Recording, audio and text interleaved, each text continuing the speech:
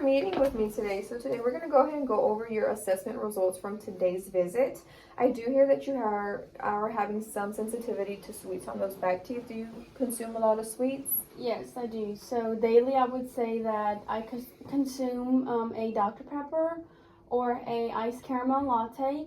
And then after that, I tend to suck on peppermints to get the yucky taste out of my mouth. Okay, so you do have some sugary Yes, drinks ma'am. throughout the day. So we're now knowing that information, I would like to give you the rest of the results from today's visit. So your plaque score was a 3.5, which is considered poor, and then your bleeding score was also a 62%. Now, with that information on your assessment, you did also have some generalized red areas, and there is some slight gingival recession on some of your specific teeth in your mouth, okay? You have slight periodontitis. I do know that all of this may sound a bit overwhelming, but do not worry or stress. Bear with me. I have made a care plan for you, and we are going to go through that. And if you have any questions or concerns, feel free to stop me at any time, okay? So, I have made, like I said, 3 long-term goals, and each long-term goal has 3 short-term goals. The first long-term goal that we are going to aim to achieve is decreasing and maintaining your plaque score to 5% or less. And then the short-term goals for this visit is going to be just to make sure that you have an understanding of what plaque is and being able to define what plaque is, and then decreasing your plaque score by 1 point at each visit or more. And then also demonstrating proper brushing technique today as well, just to see how you're brushing and if we can improve it in any way to help you decrease that plaque score and get a better plaque score next visit. Second long-term goal is to halt the progression of periodontal disease by reducing your bleeding score to 0%. So our goal is to go from 62 to 0%. May sound like a big jump, but we will work through it together as a team. Your short-term goal is going to be having an understanding of what periodontitis is and the cause of periodontitis. We also want to reduce your bleeding score by 20% each visit. So it is going to take some time, but we are going to manage to get there. And then I will also demonstrate, and you will demonstrate to me how you flossed, and we will start flossing daily to, just add to that good oral health care.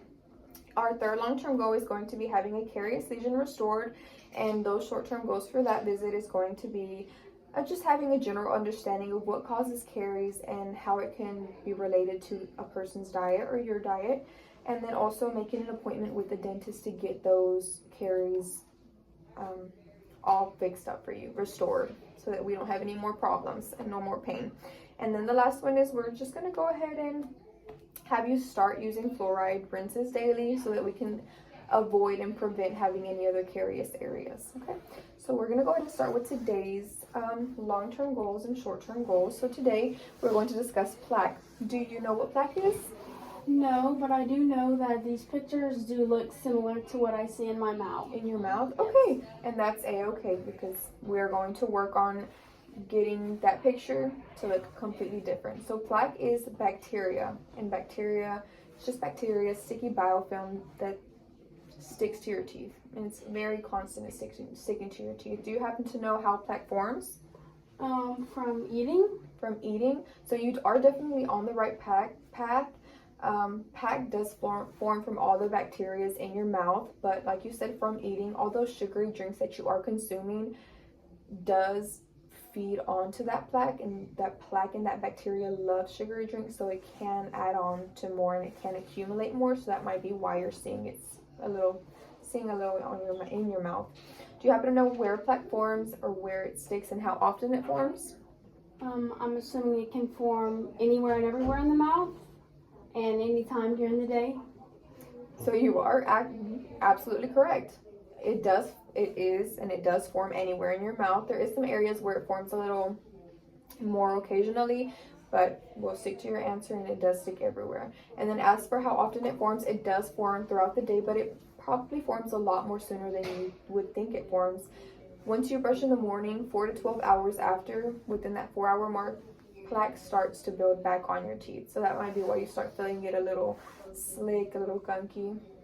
It's that bacteria beginning to form again. Do you happen to know how plaque is removed and how often it should be removed? From brushing? From brushing. You are correct. It is from brushing. And how many times do you happen to brush in a day? 1 time. 1 time? Yes. Okay. So We do want to brush twice a day for 2 minutes, and